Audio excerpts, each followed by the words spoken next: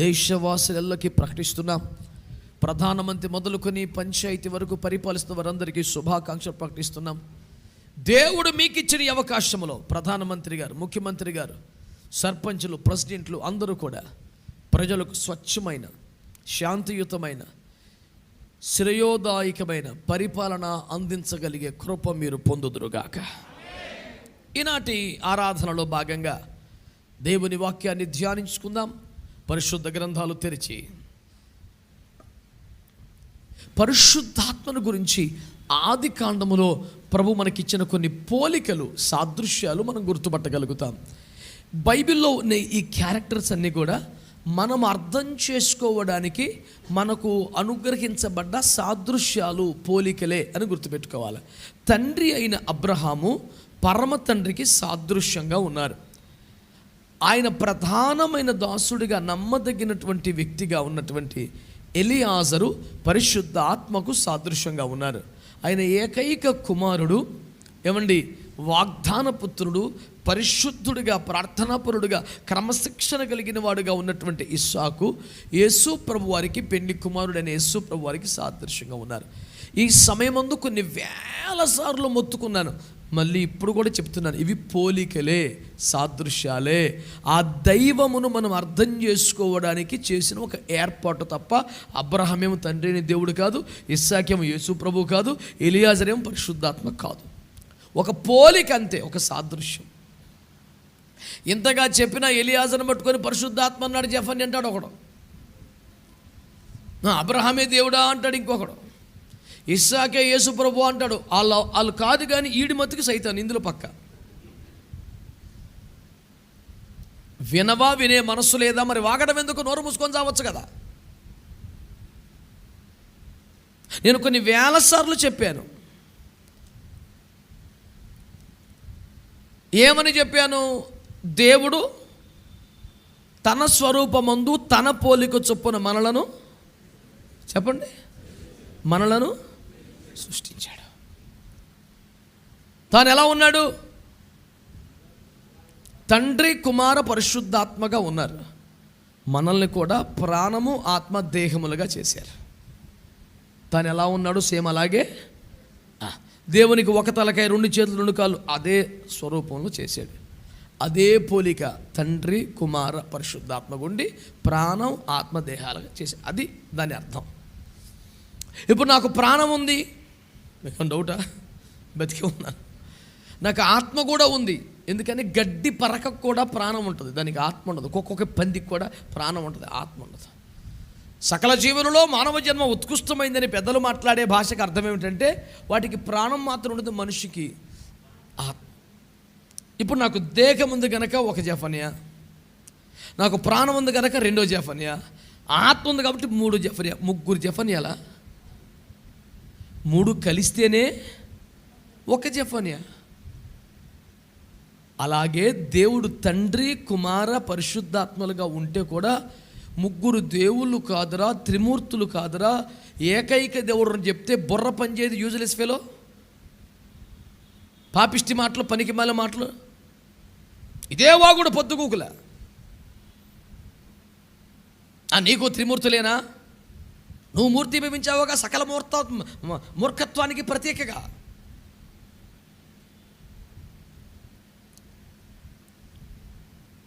అందరు ఇదే నమ్మాలి, అందరు ఇదే పాటించాలి అని ఏమన్నా నీ ప్రాణం తెస్తున్నామా? అబద్ధ బోధ అనుకుంటే, అసత్యం అనుకుంటే, వ్యర్థం అనుకుంటే సత్యములో పునీతులు నీ సావు నువ్వు సావు.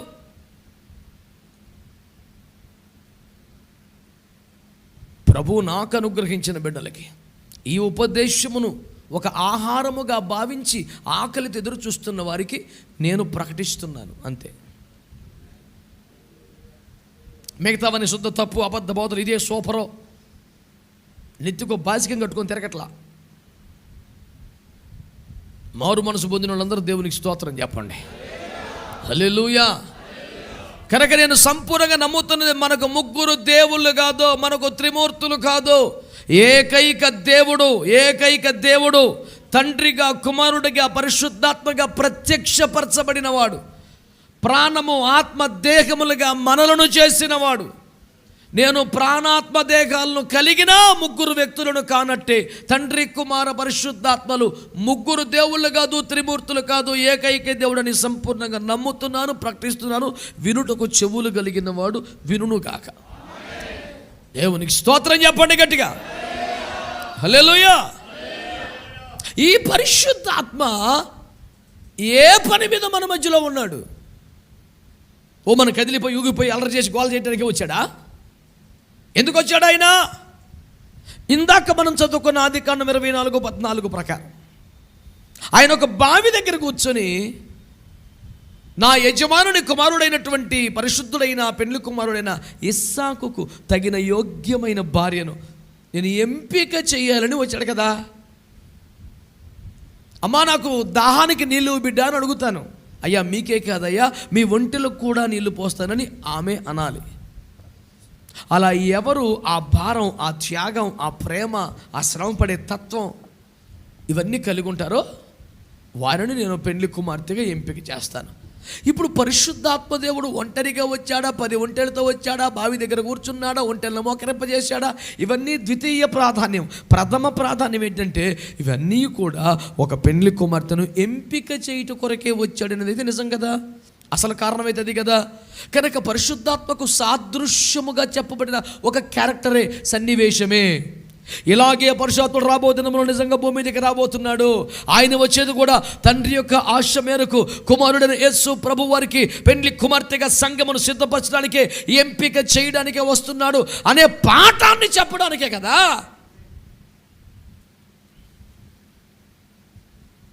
ఎలియాజరే పరిశుద్ధాత్మను మేము దండం ఎరడం లేదు.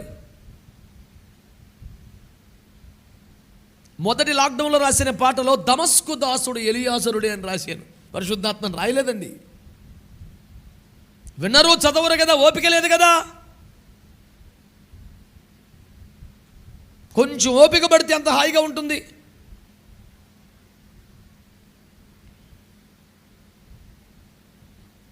ఈ విరుచుకుపడిపోయి త్రిమూర్తులు మీకు ముగ్గురు దేవుళ్ళేనా, మీకు త్రిమూర్తులేనా అంటే విమర్శలకు పిస్తున్న పరిశుద్ధులకు, పెద్దలకు, గొప్పవారికి దండం పెట్టి నేను చేసే మనం ఏంటంటే, యేసుక్రీస్తు ప్రభు బాప్తిసం పొందినప్పుడు, బాప్తిసం పొందింది తండ్రా, కుమారుడా, పరిశుద్ధాత్ముడా? దయతో మహానుభావులు, పరిశుద్ధులు, పెద్దలు, గొప్పవారు మీరు చెప్పాలి. మళ్ళీ 3 మాటలు మాట్లాడతావేంట్రా? ఒకడే అని చెప్తున్నాను కదా అంటావా? నమస్కారం. మరి అతనిపై రాలిన పావురం ఎవరో? మామూలు పావురమేనా?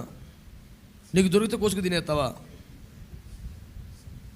పోనీ అది కూడా కాకపోతే గగనమును చీల్చుకొని ఈయనే నా ప్రియ కుమారుడు, ఈయన యందు నేను ఆనందించాలని చెప్పినవాడు ఎవడో? దూత ఎవడో తండ్రిగా నటించి మంచి జీవించేశాడు ఆ పాత్రలో.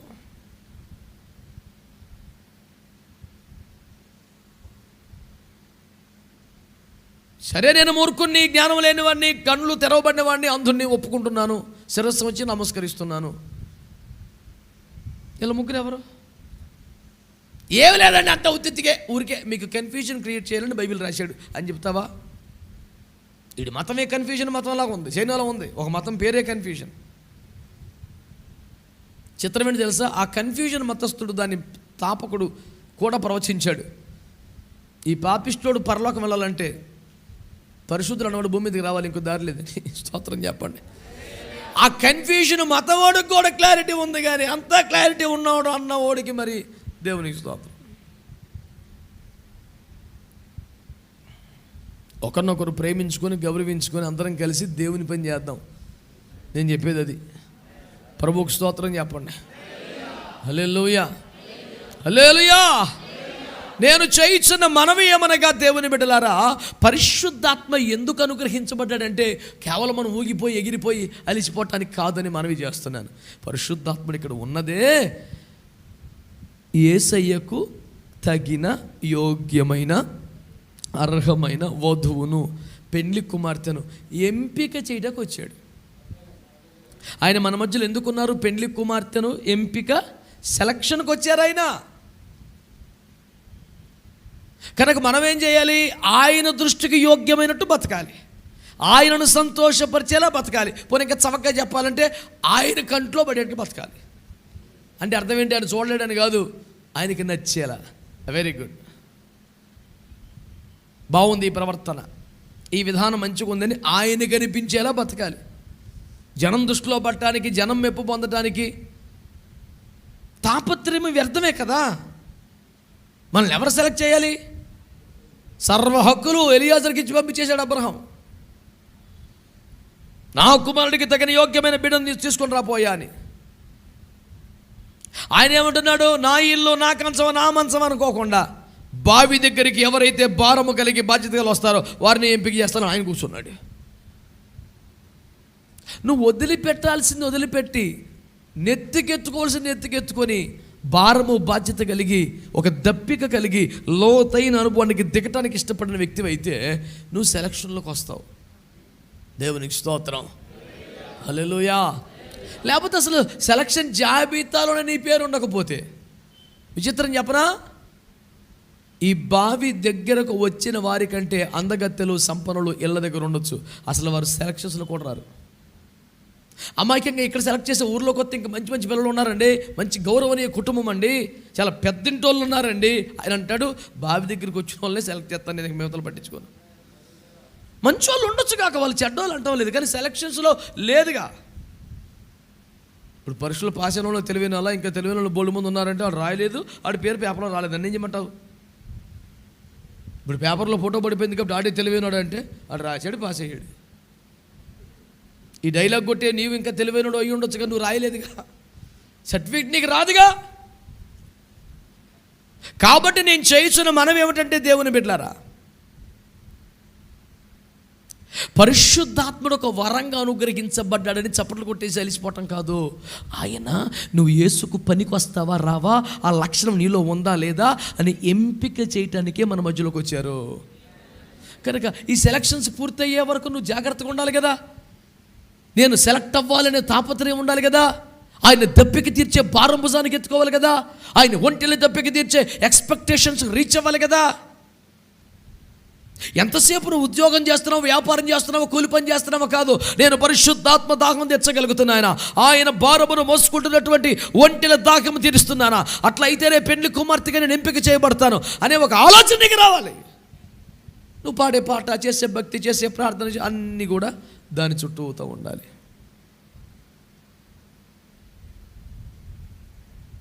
ఓ ఘనత పొందడానికో, ఓ ఛాన్స్ పొందడానికో, ఓ స్టేజ్ని పొందడానికో, ఓ మైక్ని పొందడానికో, ఓ సన్మానం పొందడానికో గురి పెట్టుకొని భక్తి చేయకూడదు. ఏం గురి పెట్టుకొని భక్తి చేయాలి అంటే, నేను పరిశుద్ధాత్మ దృష్టిలో పడాలి. ఆయనకు నేను ఉదాహరణ దృష్టిలో పట్టమంటే యోబు 1:1 ఊజు దేశముందు యోబు అను ఒక మనుషుడు నేను అను. దేశంలో ఒక్క మనిషి ఉంటాడండి అక్కడ? అడవిలోకి వెళ్తే కూడా వాళ్ళు జనం ఉంటున్నారుగా. దేశం మొత్తానికి ఒకడే ఉంటాడా? కోట్ల మంది ఉండొచ్చు. ఆయనకు నచ్చినోడు ఒకడు ఉన్నాడు, ఆయన దృష్టిలో పడ్డవాడు ఒకడు ఉన్నాడు, ఆయనకి పనికొచ్చాడు ఒకడు ఉన్నాడు, ఆయన మనస్సును గెలిచినోడు ఒకడు ఉన్నాడు. దాని అర్థం అది, ఒక మనుషుడు అంటే ఆయన తగినోడు ఒకడు ఉన్నాడని. కానీ ఎంతమంది ఉండే సుఖమేంటి, ఆయన దృష్టి నీ మీద పడాలి, నువ్వు సెలెక్ట్ చేయబడాలి. ఓ వరుసపెట్టి వచ్చేస్తున్నారు పెద్ద పెద్ద వాళ్ళందరూ, కానీ సింపుల్గా సమూయేలుకు చెప్పాడు దేవుడు, నేను దావీదును కనుగొంటిని. నచ్చాలి కదండి. విచిత్రం తెలుసా, బాగా సోగ్గా తయారైన వాళ్ళందరినేమో పెద్ద పట్టించుకోలేదు. అడవిలో నుంచి సరైన వస్త్ర సంస్కారం, కేశ సంస్కారం ఉన్నాయో లేవో తెలియని గొర్రెలు కాచే మందులోంచి తండ్రి పిలిచాడంటేనే పరుగులెత్తుకొని అలిసిపోయి చెమట్లు కక్కుతున్న పిల్లడు చూసి సౌందర్యవంతంగా కనపడ్డాడంట. నీటిగా తయారైన వాళ్ళు ఎట్టుపోయారో దేవునికి స్తోత్రం. మందల మధ్య అరణ్యములు అలిసిపోతున్నవాడు సౌందర్యవంతుడిగా, చక్కని నేత్ర కలిగి ఉన్నాడు, చక్కని రూపం కలిగిన వాడు, ఎర్రగా తెగ మురిసిపోయి దేవుడే పొగిడేస్తున్నాడు పొల్లైన పట్టుకొని.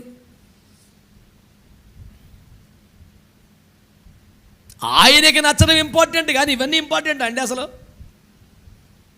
ఈ సత్యం తెలిసిన వాళ్ళే జనానికి కనపడడానికి పెద్దగా టైం వెచ్చించడం. తనకు ఒక టైము, ముఖానికి ఒక టైము, చేతులకు ఒక టైం, దరిద్రానికి గోర్లు కూడా ఒక టైము. ఎంత ఓపికండి.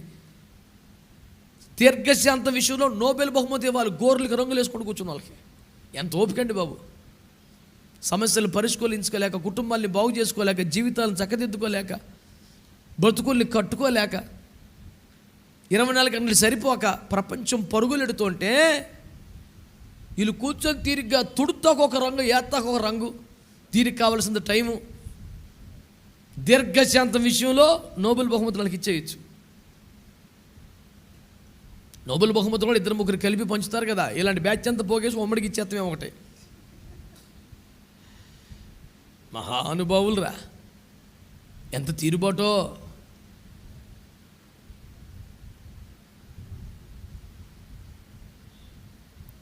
ఈ నగరంలో ఒక ప్రముఖుడు నాకు చెప్పాడు, కనీసం నువ్వు భోజనం కూర్చుంటే 4 కూరలు ఉండాలి, పప్పు, సాంబారు, పెరుగు కాక.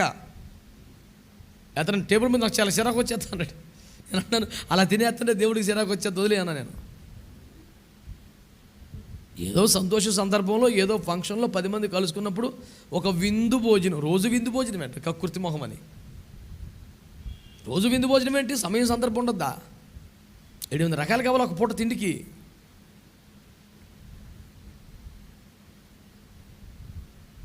ఇప్పుడు ఏదేం తోటలో అన్ని రకాల పళ్ళు వేసాడంటే రోజు ఒక పూట ప్రతి పూట అన్ని తినేస్తామనే, పూటకో రకం తింటాం అనుకోను కదా. ఓ చెట్టు కింద కూర్చొని 100 పళ్ళు నువ్వు ఆ పూట తినాలంటే రాత్రి అయిపోతుంది నీకు. స్తోత్రం చెప్పండి. అసలు గురి ఏంటి, మనం టార్గెట్ ఏంటి? ఆయనకి నచ్చాలి, ఆయన దృష్టిలో పడాలి. నన్ను యేసు ప్రభుకి వధువుగా నన్ను సెలెక్ట్ చేయాలి. ఈ తాపత్రయంతో కూడిన భక్తి చేయకుండా ఇదేమో వెనక్కి వెళ్ళిపోయింది. స్వస్థ ఎవరికి కావాలి? ఆమేన్. ఆర్థిక ఆశీర్వాదం కావాలి? ఆమేన్. పెళ్లి కుమార్తె సంగతి ఎవరుంటారు? కొంచెం ఆలోచించుకుంటారు. ఏమీ ఆలోచించక్కర్లేదు, అసలు కలబడిపోయి లాగేసుకోవాలి అవన్నీ.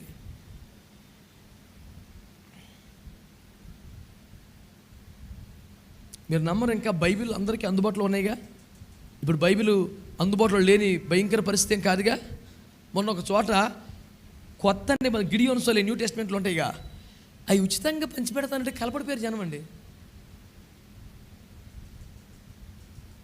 కొత్త నిబంధన గిడియోన్స్ వాళ్ళు ఫ్రీగా పంచిపెడతారు. ఒక సహోదరు రోడ్డు మీద నిలబడంటే కలబడి లాగేసుకుంటారు అందరు క్రైస్తవులే. మళ్ళీని అరే మీ అందరికి ఇంట్లో 5గురికి 5 బైబిల్ ఉన్నాయి కదా, కొత్త బైబిల్ ఇంకా ఎందుకని? అదేంటో ఎవడైనా ఏదైనా ఇస్తున్నాడంటే మీరు నమ్మరండి, ఊరి పేరు చెప్తే మళ్ళీ వాళ్ళు బాధపడతారు. కానీ భోజనం పెట్టి 20 రూపాయలు ఇచ్చే ఒక కూటానికి 50 మంది పాస్టర్లు వచ్చారు. 20 రూపాయలు అడిగి పెట్రోల్ వస్తుందా కనీసం? అదో సరదా 20 10 ఎంత కొంత ఇట్టే తీసేసుకోవాలి. తీసుకొనుట పుచ్చుకొనుట ఎంత ప్రియమైన కార్యక్రమం అర్థం చేసుకోండి. 100 రూపాయలు ఎటకరం అయిపోతే 20 రూపాయలకి వెళ్ళాడంటే అదేమన్నా అలా? అది తీసుకుని చెయ్యి పేన కుదురుకుండదు. దొంగోడు చెయ్యి కోసి సూర్యులు ఎలగడితే అమావాస్య రాత్రి ఊగుద్దంట. నవా అలాగా ఇస్తున్నారని ఎప్పటికీ చెయ్యలేగలగంట ఉంటుంది. పెట్రోల్కి 50 రూపాయలు అయిందిగా 20 రూపాయలు ఏంటో అనుకోవడం ఇంకా లాగేసుకోవాలి.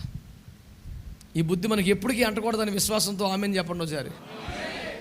దరిద్రం అని ఆయన ఎంపిక చేస్తున్నాడు, మనం సెలక్షన్లో ఉండాలి. అదొకటే మన ప్రయత్నం. పరిశుద్ధాత్ముడు ఒక వరముగా అనుగ్రహించబడ్డాడు. ఏం చేస్తున్నాడు? పెండ్లి కుమార్తెని ఎంపిక చేసే పనిలో ఉన్నాడు. కనుక మనం ఆయన దప్పిక తీర్చే భక్తి చేయాలి. ఆయన తెచ్చిన ఒంటెల దప్పిక తీర్చే పని చేయాలి. ఆయన ఒకటి చెప్తే రెట్టింపు చేసే సాధన మనం చేయాలి. ఆ 2వ మైలు నడవాలి. ఆ ఎక్స్ట్రా మైలేజ్ భక్తి మనం చేయాలి. ఈ తాపత్రయమును కలిగి ఉండే కృప దేవుడు మనకు అనుగ్రహించును గాక. అలాగనే మరొక వచనం మీకు జ్ఞాపకం చేస్తున్నాను ప్రియులారా. 1 కొరింథీ పత్రిక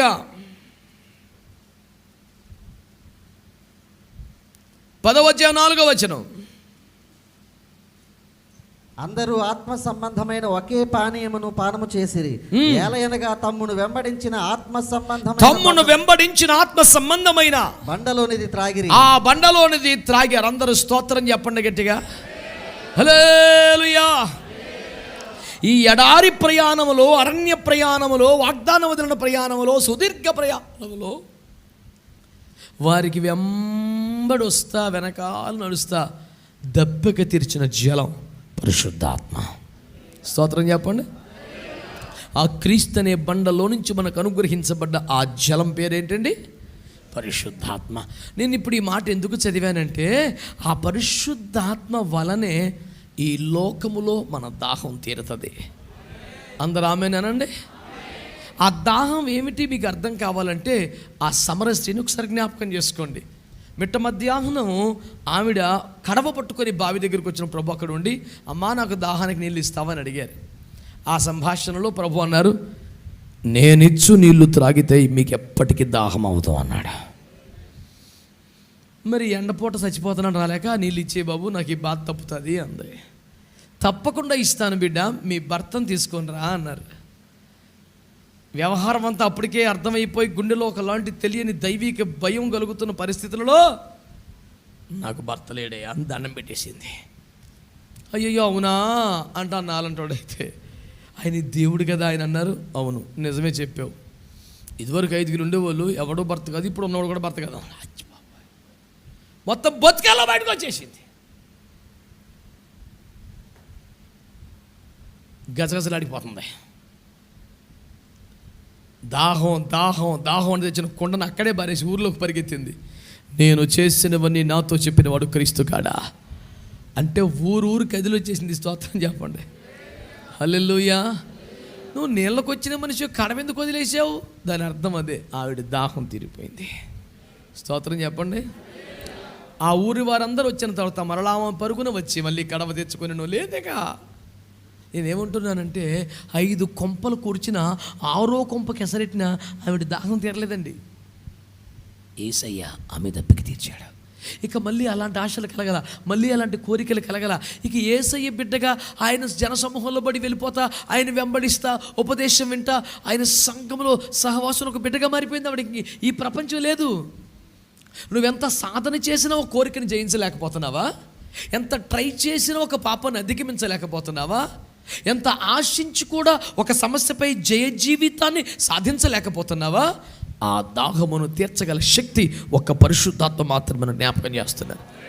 నీవు కానీ విశ్వసించి కనిపెట్టి వాగ్దానముగా పరిశుద్ధాత్మను పొందగలిగితే నీకు తెలియకుండానే నీకు మళ్ళీ ఇంకా దాహం అయితే కదా నీళ్ళు తాగాల, నీకు దాహం ఉండదు. ఇంకా నేను అడిగి చాలా సినిమా చూడకుండా నువ్వు ఎలా ఉండగలుగుతున్నావు? నేను దాహం లేదు. మరి పెప్సీ తాగితే ఎలాగ ఉంటుంది? దిల్ మాంగే మోర్. హృదయం అంట మళ్ళీ త్రాగాలని ప్రేరేపిస్తుందంట పెప్సీ. అబద్ధం చెప్పకుండా యాడిచ్చి కోట్లు సంపాదించడం ఆడొకడే. ఇది తాగితే దాహం తీరిపోద్దని చెప్పలేదాడు, మళ్ళీ తాగాలనిపిస్తుందనే చెప్పాడు. నిజం చెప్పేసి సంపాదించాడు డబ్బులు వాడు.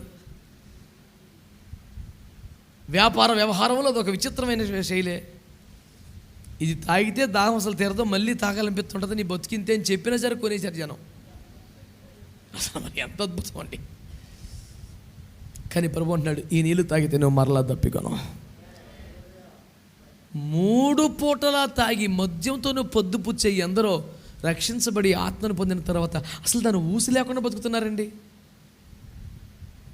వ్యభిచారపు కామాతురత కోరికలతో ఎప్పుడు విచ్చలవిడిగా కుక్కల్లాగా బతికే వ్యక్తులు ఎందరో అసలు అలాంటి ఆలోచన కూడా లేకుండా ఎప్పుడు నశించిపోయి ఆత్మల కోసం ఏడ్చుకుంటూ ప్రార్థనలో బతుకుతున్నారే. నేనంటాను, ఈ జలము త్రాగిన వాళ్ళకి దాహం తీరిపోద్ది. ఆమేన్, హల్లెలూయా. నీకు మరలా దాహం ఉండదని యేసయ్య చెప్పిన వాగ్దానం నమ్ముదాం. మనం ఆత్మతో నింపబడదాం, ఆ జలమును పొందుకుందాం, గుండె నిండా ఆ నీరు త్రాగుదాం. అప్పుడు మనకి డబ్బును చూసినా, స్త్రీని చూసినా, పురుషుని చూసినా, సింహాసనం చూసినా, ఈ లోకపు గంటలు చూసినా మనకు దాహం ఉండదు.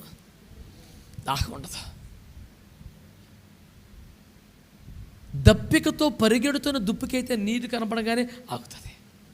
దప్పిక తీరిపోయిన వాడికి సాగిపోతాడు, దాని మీద సోయి ఉండదు. ఈ పక్కన సినిమా ఉంది, ఈ పక్కన మద్యపానం ఉంది, ఈ పక్కన వ్యభిచారం ఉంది. మనకు ఆ దాహం లేదు కనుక ధైర్యంగా వాటిని దాటుకుంటూ వెళ్ళిపోగలుగుతాం. అలా మన దాహం తీర్చగలిగిన వారు ఎవరండి? అందుకనే మనకు పరిశుద్ధాత్మతో నింపబడితే తప్ప పరిష్కారం లేదు. మనం ఎంత ట్రై చేసినా, ఎంత సాధన చేసినా మనం ఆ దప్పికి తీరదు. ఏదో పలికిన గడియలో తప్పు జారిపోతావు నువ్వు. అందుకని ఒకటే పరిష్కారం, ఆ నీళ్ళు తా. అందుకనే నువ్వు ఎన్నో తిప్పలు పడరు, అట్లా ఆయనే వెంబడిస్తున్నాడట మన దప్పికి తీర్చడానికి. స్తోత్రం చెప్పండి. కానీ నీ వెనకాల పడి వస్తున్న నీ దేవుని వదిలిపెట్టి నువ్వు ఇంకా దేని వెనకాలో తిండి, డబ్బు, అధికారం అని పరిగెడుతున్నావు అంటే ఎంత పిచ్చి. ఆయన నీ దప్పికే తీర్చాలా నీ వెనకాల పడుతుంటే ఎంత మంచి దేవుడు ఎక్కడ దొరుకుతాడు మనకి? పరిశుద్ధాత్ముడు ఒక వరముగా అనుగ్రహించబడ్డాడు. దేనికి? మనల్ని పెండ్లి కుమార్తెగా సెలెక్ట్ చేయడానికి. దేనికి? మరెన్నటికీ లోక పాప విషయంలో దప్పిక అనకుండా మన దప్పిక తీరుస్తూ ఉండడానికి. ఆమేన్. మూడో మాట చెప్తాను. ఎస్తేరు 2:15.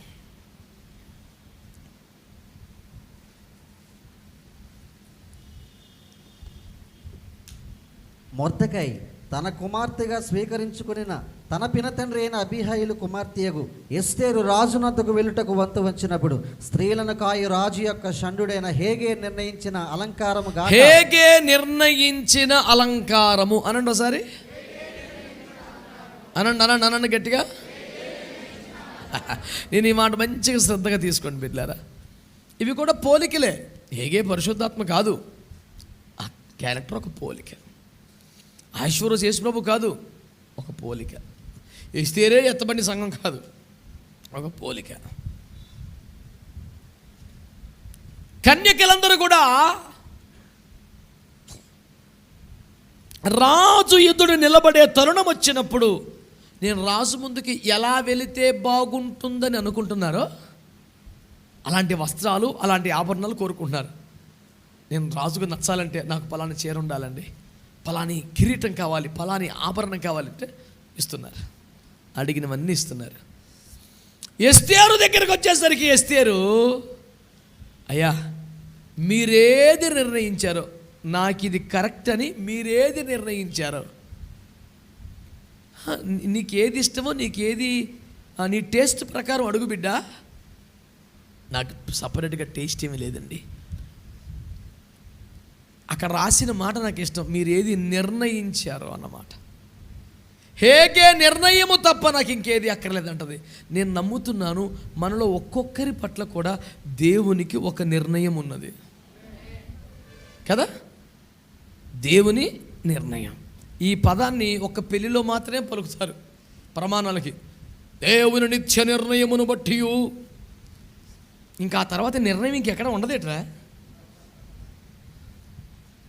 ఆ గడియే నిత్య నిర్ణయము. మన జీవితములో మనము ఏమి ధరించాలో, ఎట్లా బ్రతకాలో, వీటన్నిటి కొరకు దేవుడు ఒక నిర్ణయం చేశాడు.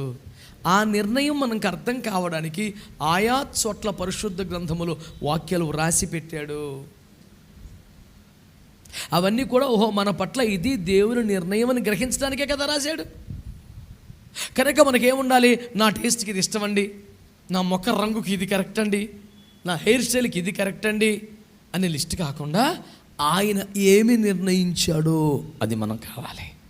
ఏమి నిర్ణయించాడు? రాజు ఎదుట ఏదైతే రాజుకు నచ్చుద్దో ఆ అలంకరణ అంతా ఆయన నిర్ణయించాడు. అవి తీసుకొని ధరించుకొని వెళ్ళింది, రాణిగా సెలెక్ట్ అయిపోయింది. నేనేమంటున్నానంటే మన అలంకారము కూడా ఆయన్ని నిర్ణయిస్తాడు. స్తోత్రం చెప్పండి. మనల్ని ఎంపిక చేసేది మళ్ళీ మనం ఎంపిక అయిన తర్వాత మళ్ళీ ఆ దాహం ఈ దాహం చెదిరిపోకుండా అంకితమైపోయేలాగా మనం దప్పిక తీర్చేది. ఈ క్రమములో మనల్ని కావలసిన రీతిగా రాజు వద్ద అంగీకరింపబడేటట్లుగా మనల్ని అలంకరించేది కూడా, మన అలంకరణ నిర్ణయించేది కూడా. స్తోత్రం చెప్పండి. అందుకే కదా ఆయన వరం అంటున్నాం. అనే మరొక మాట కూడా మీకు చూడాలి. ఆదికాండం 24వ అధ్యాయం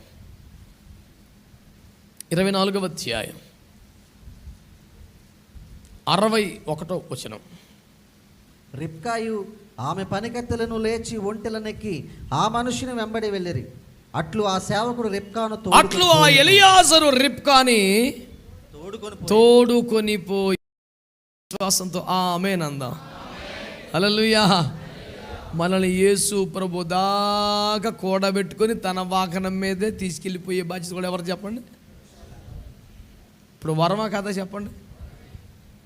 ఈ భారతదేశ స్వాతంత్ర దినోత్సవ సంరంభాన ఏదో ఒక 50 పైసలు పెట్రోల్ రేటు తగ్గాలని ఇలాంటి చిన్న చిన్న కోరికలు కాకుండా ఖచ్చితంగా ధరలు తగ్గాల్సిందే.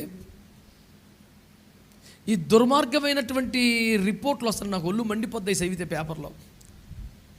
ప్రజల కొనుగోలు శక్తి పెరిగింది కాబట్టి దేశం అభివృద్ధిలో దూసుకుపోతుందంటే ఆ దుర్మార్గం పట్టుకొని కొట్టాల. ఇప్పుడు కేజీ 20 రూపాయలు బియ్యం అండి, తెల్లారిపాటికి 50 రూపాయలు చేసావు. తెల్లారిపాటికి ఏం చేసావు? 50 రూపాయలు చేసావు. తినాలా సావాలా? కొనుక్కున్నాం కాబట్టి నా కొనుగోలు శక్తి పెరిగినట్ట. దుర్మార్గుడా, సావమంటావు కొనకపోతే? మరి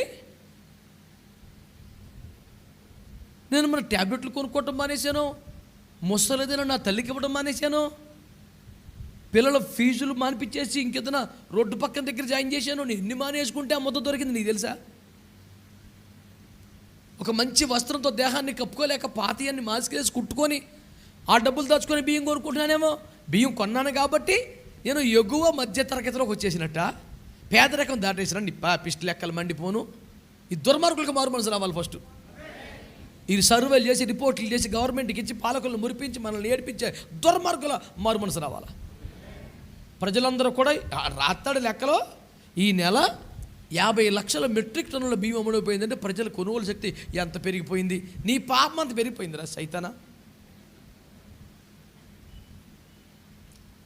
వరంగల్లో ఒక పిల్ల రక్తం, ఒక సీసాడు రక్తం 500 రూపాయలకి అమ్మి ఇంట్లో ఖర్చులకు కొనుక్కెళ్ళింది. 500 రూపాయలతో సరుకులు కొంది కాబట్టి ఆ పిల్ల కొనుగోలు శక్తి పోయిందిరా. పాపిస్టోడ రక్తం అమ్ముకుందరా. పనికి మళ్ళీ రిపోర్ట్లు ఎప్పుడు మారు మనసు పొందుతారు వీళ్ళు? మభ్య పెడుతున్నారు. ఇలాంటి ఆశీర్వాదాలు, ఇలాంటి మార్పులు రావాలి, సరే కాదంటలా. అదే సమయంలో పరిశుద్ధాత్మే ఒక వరంగా మనకు అనుగ్రహించబడ్డాడు. ఆయనకి ఇష్టమైనట్టు, ఆయనకి ఎంపిక చేసుకునేటట్టు మనం బ్రతుకుదాం. ఆయన కానీ పొందామా, ఈ లోకపు పాపపు దాహం మనకు అవ్వకుండా ఎప్పటికప్పుడు మన దాహం తీరుస్తాడు. ఆయన కానీ కలిగి ఉన్నామా, మనకు కావలసిన అలంకారం అంతా ఇచ్చి సిద్ధపరుస్తాడు. ఆయన కానీ కలిగి ఉన్నామా, ఆయనే తన వాహనం మీద ఎక్కించుకొని పెండ్లి కుమారుద్దకు చేరుస్తాడు.